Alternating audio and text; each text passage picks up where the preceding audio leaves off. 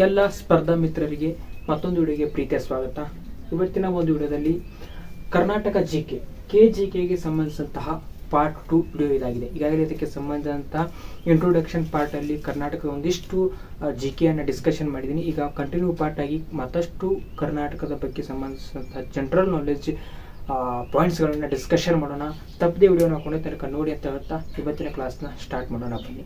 ಹಾಗಾದರೆ ಕರ್ನಾಟಕ ಯಾವಾಗ ಏಕೀಕರಣವಾಯಿತು? ಕರ್ನಾಟಕ ಯಾವಾಗ ಏಕೀಕರಣವಾಯಿತು ಅಂದರೆ ಕರ್ನಾಟಕಕ್ಕೆ ಅಂದರೆ ಇಡೀ ಭಾರತ ದೇಶಕ್ಕೆ 1947ರಂದು ಸ್ವತಂತ್ರ ಸಿಕ್ಕರೆ ಕರ್ನಾಟಕ ಎಲ್ಲ ಒಂದು ರಾಜ್ಯಗಳನ್ನ ಒಕ್ಕೂಡಿಸ್ಕೊಂಡು ಯಾವಾಗ ಏಕೀಕರಣ ಆಯಿತು ಅಂದರೆ 1956 ನವೆಂಬರ್ 1ರಂದು ಕರ್ನಾಟಕ ಏಕೀಕರಣವಾಯಿತು. ಕರ್ನಾಟಕ ಏಕೀಕರಣ ಅಂದರೆ ಕರ್ನಾಟಕಕ್ಕೆ ಮೊದಲು ಕರ್ನಾಟಕ ಎಂಬ ಹೆಸರಿರಲಿಲ್ಲ. ಅದಕ್ಕೆ ಕರ್ನಾಟಕ ಏಕೀಕರಣವಾದಾಗ ಮೈಸೂರು ರಾಜ್ಯ ಅಂತ ಹೆಸರಿತ್ತು. ಮೈಸೂರು ರಾಜ್ಯ ಎನ್ನುವಂಥ ಹೆಸರಿತ್ತು. ಈ ಮೈಸೂರು ರಾಜ್ಯ ಒಟ್ಟು 19 ಜಿಲ್ಲೆಗಳಿಂದ ಕೂಡಿತ್ತು. 19 ಜಿಲ್ಲೆಗಳಿಂದ ಒಟ್ಟಾರೆಯಾಗಿ ಮೈಸೂರು ರಾಜ್ಯ ಏಕೀಕರಣವಾಗಿದ್ದು 1956 ನವೆಂಬರ್ 1. ಹಾಗಾದರೆ ಈ ಮೈಸೂರು ರಾಜ್ಯ ಏಕೀಕರಣವಾದಾಗ ಆಗ ಇದ್ದಂತಹ ಮುಖ್ಯಮಂತ್ರಿ ಯಾರು ಅಂದರೆ ಎಸ್ ನಿಜಲಿಂಗಪ್ಪನವರು ಆಗ ಏನಾಗಿದ್ರು? ಮುಖ್ಯಮಂತ್ರಿ ಆಗಿದ್ರು. ಎಸ್ ನಿಜಲಿಂಗಪ್ಪನವರು 1956ರ ಏಕೀಕರಣದಲ್ಲಿ ಏನಾಗಿದ್ರು? ಮುಖ್ಯಮಂತ್ರಿ ಆಗಿದ್ರು. ಹಾಗಾದರೆ ಮೈಸೂರು ರಾಜ್ಯಕ್ಕೆ ಕರ್ನಾಟಕ ಎಂದು ಯಾವಾಗ ನಾಮಕರಣ ಆಯಿತು ಅಂದರೆ 1973 ನವೆಂಬರ್ 1ರಂದು ವಿಶಾಲ ಮೈಸೂರು ಸಾಮ್ರಾಜ್ಯಕ್ಕೆ ಕರ್ನಾಟಕ ಎಂದು ನಾಮಕರಣ ಆಯಿತು. ಕರ್ನಾಟಕ ಎಂದು ನಾಮಕರಣ ಮಾಡಿದ ಮುಖ್ಯಮಂತ್ರಿ ಡಿ ದೇವರಾಜ್ ಅರಸ್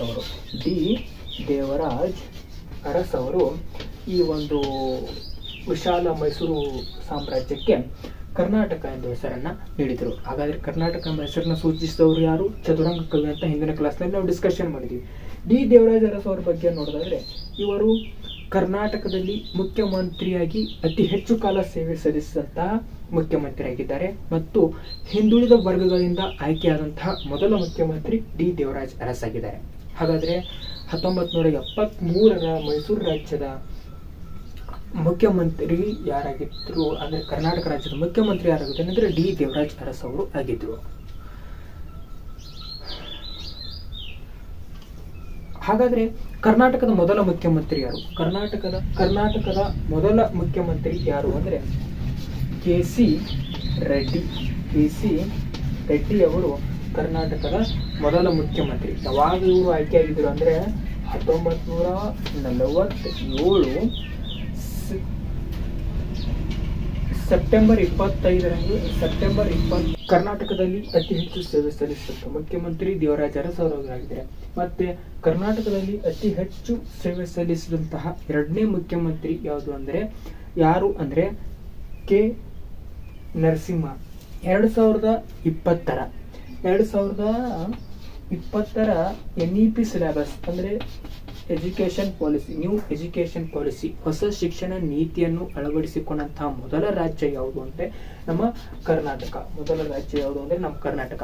ಆದರೆ ಪ್ರಸ್ತುತ ಮುಖ್ಯಮಂತ್ರಿ ಆದಂತಹ ಸಿದ್ದರಾಮಯ್ಯನವರು ಈ NEP ಸಿಲೆಬಸ್ನ ರಿಡ್ಯೂಸ್ ಮಾಡಿ ಡಿಗ್ರಿ ಸ್ಟೂಡೆಂಟ್ಗಳಿಗೆ ಈ ವರ್ಷ ಏನು ಫಸ್ಟ್ ಇಯರ್ ಅಡ್ಮಿಷನ್ ಆಗ್ತಿದಾರಲ್ಲ ಅವರಿಗೆ ಹಳೆ ರೀತಿಯಾದಂತಹ ಸಿಲೆಬಸ್ ಅನ್ನ ಇಟ್ಟು ಅಡ್ಮಿಷನ್ ಸ್ಟಾರ್ಟ್ ಮಾಡಿದ್ದಾರೆ. ಅಂದರೆ NEP ಸಿಲೆಬಸ್ ಅನ್ನ ಕ್ಯಾನ್ಸಲ್ ಮಾಡಿದ್ದಾರೆ.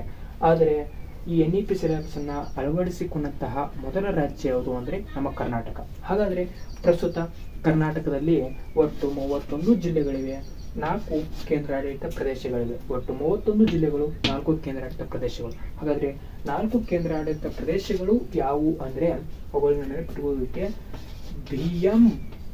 BMBK ಅಂತ ನೆನಪಿಟ್ಟುಕೊಳ್ಳೋದು. ಅಂದರೆ B ಅಂದರೆ ಬೆಂಗಳೂರು, M ಅಂದರೆ ಮೈಸೂರು, B ಅಂದರೆ ಬೆಳಗಾವಿ, K ಅಂದರೆ ಕಲಬುರಗಿ. ಈ 4 ಕಡೆಗಳಲ್ಲಿ ಒಂದು ಆಡಳಿತ ವಿಭಾಗವನ್ನು ಇಟ್ಟುಕೊಂಡು ಆಡಳಿತ ವ್ಯವಸ್ಥೆನ ಮಾಡುತ್ತೆ. BMBK ಅಥವಾ BBMK ಅಂತ ನೆನಪಿಟ್ಟುಕೊಂಡ್ರೆ 4 ಆಡಳಿತ ಪ್ರದೇಶಗಳು ನೆನಪಿರ್ತವೆ. ಹಾಗಾದರೆ ಕರ್ನಾಟಕದ ಮೊದಲ ಪತ್ರಿಕೆ ಯಾವುದು ಅಂದರೆ ಮಂಗಳೂರು ಸಮಾಚಾರ. ಕರ್ನಾಟಕದ ಮೊದಲ ಪತ್ರಿಕೆ ಮಂಗಳೂರು ಸಮಾಚಾರ, ಕರ್ನಾಟಕದ ಮೊದಲ ಪತ್ರಿಕೆ ಮಂಗಳೂರು ಸಮಾಚಾರ. ಕರ್ನಾಟಕದಲ್ಲಿ ಇದುವರೆಗೂ 8 ಜ್ಞಾನಪೀಠ ಪ್ರಶಸ್ತಿಗಳನ್ನು ನಾವು ನೋಡಬಹುದು. ಅಂದರೆ 8 ಕವಿಗಳು ಜ್ಞಾನಪೀಠ ಪ್ರಶಸ್ತಿಯನ್ನ ಪಡೆದಿದ್ದಾರೆ. ಅವ್ರು ನೆನಪಿಟ್ಕೊಳ್ಳೋಕೆ ಒಂದು ಸೂತ್ರನೂ ಇದೆ. ಯಾವುದಂದ್ರೆ ಕುದುಸಿ ಮಾವು ಗಿಚಂ. ಅಂದರೆ ಕುವೆಂಪು ಅವರಿಂದ ಚಂದ್ರಶೇಖರ್ ಕಂಬಾರ್ ಅವರವರೆಗೆ ಕುದುಸಿ ಮಾವು ಗಿಚಂ ಅನ್ನುವಂಥ ಸೂತ್ರವನ್ನು ನೋಡ್ಕೊಂಡು ಹೋಗೋದಾದ್ರೆ ಅಷ್ಟು ಜ್ಞಾನಪೀಠ ಪ್ರಶಸ್ತಿಗಳು ಅಲ್ಲಿ ಬರುತ್ತೆ. ಬಟ್ ಅದನ್ನ ಅಷ್ಟೇ ನಾವು ಜ್ಞಾನಪೀಠ ಯಾವ ಕೃತಿಯಿಂದ ಈ ಜ್ಞಾನಪೀಠ ಬಂದಿದೆ, ಎಷ್ಟರಲ್ಲಿ ಬಂದಿದೆ, ಅದನ್ನೆಲ್ಲ ನೋಡ್ಕೋಬೇಕಾಗುತ್ತೆ. ಅದನ್ನು ನಮ್ಮ ಮುಂದಿನ ಕ್ಲಾಸ್ಗಳಲ್ಲಿ ಮಾಡ್ತೀವಿ. ಹಾಗಾದ್ರೆ 8 ಜ್ಞಾನಪೀಠ ಪ್ರಶಸ್ತಿಗಳನ್ನ ಹೊಂದಿರುವಂತಹ ನಮ್ಮ ಕರ್ನಾಟಕದ ಮೊದಲ ಕೃತಿ ಯಾವುದು? ಕರ್ನಾಟಕದ ಮೊದಲ ಕೃತಿ ಯಾವುದು ಅಂದ್ರೆ ಕವಿರಾಜ ಮಾರ್ಗ. ಕರ್ನಾಟಕದ ಮೊದಲ ಕೃತಿ ಯಾವುದು ಅಂದ್ರೆ ಕವಿರಾಜ ಮಾರ್ಗ. ಈ ಕವಿರಾಜ ಮಾರ್ಗ ಬರೆದಂತ ಕವಿ ಯಾರು ಅಂದ್ರೆ ಶ್ರೀ ವಿಜಯ. ನಾವು ಹಿಂದಿನ ಕ್ಲಾಸ್ನಲ್ಲಿ ಡಿಸ್ಕಷನ್ ಮಾಡಿದ್ವು ಅಲ್ವಾ, ಕರ್ನಾಟಕವು ಕಾವೇರಿ ನದಿಯಿಂದ ಗೋದಾವರಿ ನದಿಯವರೆಗೆ ಹಬ್ಬಿತ್ತು ಎಂದು ನೃಪತುಂಗನ ಆಸ್ಥಾನದಲ್ಲಿರ್ತಕ್ಕಂಥ ಶ್ರೀ ವಿಜಯ ಬರೆದಿರ್ತಕ್ಕಂಥ ಕವಿರಾಜ ಮಾರ್ಗದಲ್ಲಿ ತಿಳಿದು ಬರುತ್ತೆ ಅಂತ ಹೇಳಿದ್ವಲ್ಲ, ಆ ಕೃತಿಯೇ ಏನು ಅಂದ್ರೆ ಮೊದಲ ಪದ್ಯ ಕೃತಿ ಅಂತ ಹೇಳ್ಬೋದು. ಹಾಗಾದ್ರೆ ಮೊದಲ ಗದ್ಯ ಕೃತಿ ಯಾವುದು ಅಂದ್ರೆ ವಡ್ಡಾರಾಧನೆ. ಮೊದಲ ಗದ್ಯ ಕೃತಿ ಯಾವುದು ಅಂದ್ರೆ ವಡ್ಡಾರಾಧನೆ. ಮೊದಲ ಗದ್ಯ ಕೃತಿ ವಡ್ಡಾರಾಧನೆ. ಈ ವಡ್ಡಾರಾಧನೆ ಕೃತಿಯನ್ನ ಬರೆದವರು ಯಾರು ಅಂದ್ರೆ ಶಿವಕೋಟ್ಯಾಚಾರ್ಯ. ಶಿವಕೋಟ್ಯಾಚಾರ್ಯ ಅವರು ಈ ವಡ್ಡಾರಾಧನೆ ಕೃತಿಯನ್ನ ಬರೆದಿದ್ದಾರೆ.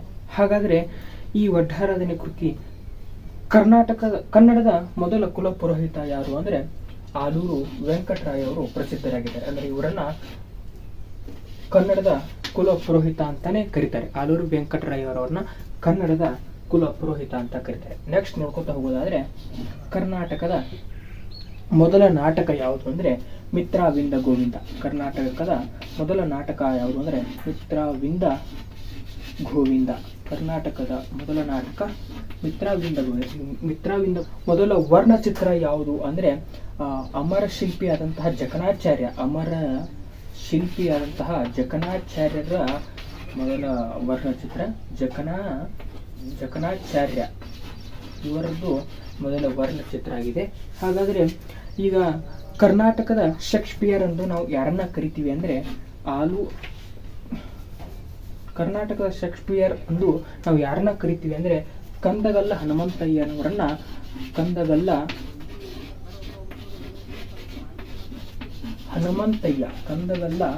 ಹನುಮಂತಯ್ಯನವರನ್ನ ನಾವು ಕರ್ನಾಟಕದ ಶೇಕ್ಸ್ಪಿಯರ್ ಅಂತ ಕರಿತೀವಿ. ಹಾಗಾದ್ರೆ ಕರ್ನಾಟಕದ ಉಕ್ಕಿನ ಮನುಷ್ಯ ಯಾರು? ಭಾರತದ ಉಕ್ಕಿನ ಮನುಷ್ಯ ಸರ್ದಾರ್ ವಲ್ಲಭಾಯಿ ಪಟೇಲ್.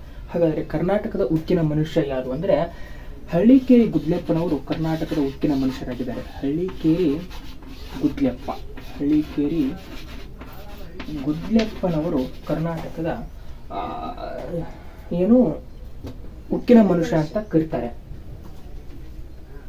ಹಳ್ಳಿಕೇರಿ ಗುದ್ಲೆಪ್ಪನವರನ್ನ ಕರ್ನಾಟಕದ ಉಕ್ಕಿನ ಮನುಷ್ಯ ಅಂತ ಕರೆದ್ರೆ ಕಂದಗಲ್ಲ ಹನುಮಂತಯ್ಯನವರನ್ನ ಕರ್ನಾಟಕದ ಶೇಕ್ಸ್ಪಿಯರ್ ಅಂತ ಕರೀತಾರೆ. ಹಾಗಾದ್ರೆ ಕರ್ನಾಟಕದಲ್ಲಿ ಅತಿ ಹೆಚ್ಚು ಹೇರಳವಾಗಿ ಏನೇನನ್ನ ಬೆಳೀತಾರೆ ಅಂದ್ರೆ ಭಾರತದಲ್ಲಿ ಅತಿ ಹೆಚ್ಚು ಕಾಫಿ ಬೆಳೆಯುವ ನಾಡು ನಮ್ಮ ಕರ್ನಾಟಕ, ಅತಿ ಹೆಚ್ಚು ರೇಷ್ಮೆ ಬೆಳೆಯುವ ನಾಡು ನಮ್ಮ ಕರ್ನಾಟಕ, ಅತಿ ಹೆಚ್ಚು ರಾಗಿ ಬೆಳೆಯುವ ನಾಡು ನಮ್ಮ ಕರ್ನಾಟಕ, ಅತಿ ಹೆಚ್ಚು ರೇಷ್ಮೆ ಬೆಳೆಯುವ ನಾಡು ಕೂಡ ನಮ್ಮ ಕರ್ನಾಟಕ. ಹಾಗಾದ್ರೆ ಯಾವ ರೀತಿಯಾದಂತಹ ನಮ್ಮ ರಾಜ್ಯದಲ್ಲಿ ಅತಿ ಹೆಚ್ಚು ಕಾಫಿ ಬೆಳೀತಾರೆ? ಯಾವ ರೀತಿ ಕಾಫಿ ಬೆಳೀತಾರೆ ಅಂದ್ರೆ ರೋಬಿಸ್ಟಾ ಎಂಬಂತಹ ವಿಧದ ಕಾಫಿಯನ್ನ ಅತಿ ಹೆಚ್ಚಾಗಿ ಬೆಳೀತಾರೆ. ರೋಬಿಸ್ಟಾ ಎನ್ನುವಂಥ ಕಾಫಿ ಬೆಳೆಯನ್ನ ಕರ್ನಾಟಕದಲ್ಲಿ ಹೆಚ್ಚಾಗಿ ಬೆಳೀತಾರೆ. ಹಾಗಾದ್ರೆ ಶ್ರೀಗಂಧದ ಮರಗಳನ್ನು ಹೆಚ್ಚಾಗಿ ಬೆಳೆಯುವಂತಹ ರಾಜ್ಯ ಯಾವುದು ಅಂದ್ರೆ ನಮ್ಮ ಕರ್ನಾಟಕ. ಹಾಗಾದ್ರೆ ಈ ಶ್ರೀಗಂಧದ ಮರಗಳು ಯಾವ ರೀತಿ ಕಾಡುಗಳಲ್ಲಿ ಕಂಡು ಬರುತ್ತವೆ ಅಂದ್ರೆ ಒಂದು ಎಲೆ ಉದುರುವ ಕಾಡುಗಳಲ್ಲಿ ಮತ್ತು ಡಯಾಬ್ ಆಸ್ ಎನ್ನುವಂಥ ಕಾಡಿನ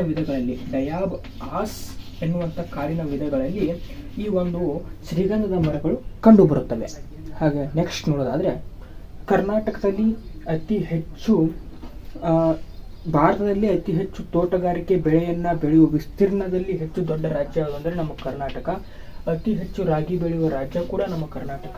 ಅಂದ್ರೆ ತೋಟಗಾರಿಕೆ ಬೆಳೆಗಳನ್ನ ಅತಿ ಹೆಚ್ಚಾಗಿ ಬೆಳೆಯುವಂತಹ ರಾಜ್ಯಗಳಲ್ಲಿ ಮೊದಲ ಸ್ಥಾನದಲ್ಲಿರುವುದು ನಮ್ಮ ಹಾಗಾದ್ರೆ ಇವತ್ತಿನ ಒಂದು ವಿಡಿಯೋದಲ್ಲಿ ಇಷ್ಟು ಜಿಕೆ ಸಾಕು ಅಂತ ಹೇಳ್ತಾ ಮತ್ತೆ ಕಂಟಿನ್ಯೂ ಪಾರ್ಟ್ ಆಗಿ ಮುಂದಿನ ಕ್ಲಾಸ್ಗಳಲ್ಲಿ ಮುಂದಿನ ಕ್ಲಾಸ್ನಲ್ಲಿ ನಾವು ಮತ್ತೆ ಮುಂದೆ ಕಂಟಿನ್ಯೂ ಆಗಿ ಮತ್ತಷ್ಟು ಮಾಹಿತಿಗಳನ್ನು ಜಿ ಕೆ ರಿಲೇಟಾಗಿ ಕರ್ನಾಟಕ ಸಂಬಂಧಪಟ್ಟ ವಿಷಯಗಳನ್ನು ತೊಗೊಂಡ್ಬರ್ತೀನಿ ಅಂತ ಹೇಳ್ತಾ, ಅಲ್ಲಿವರೆಗೂ ಎಲ್ಲರಿಗೂ ನಮಸ್ಕಾರ. ಜೈ ಹಿಂದ್, ಜೈ ಕರ್ನಾಟಕ. ಮತ್ತೆ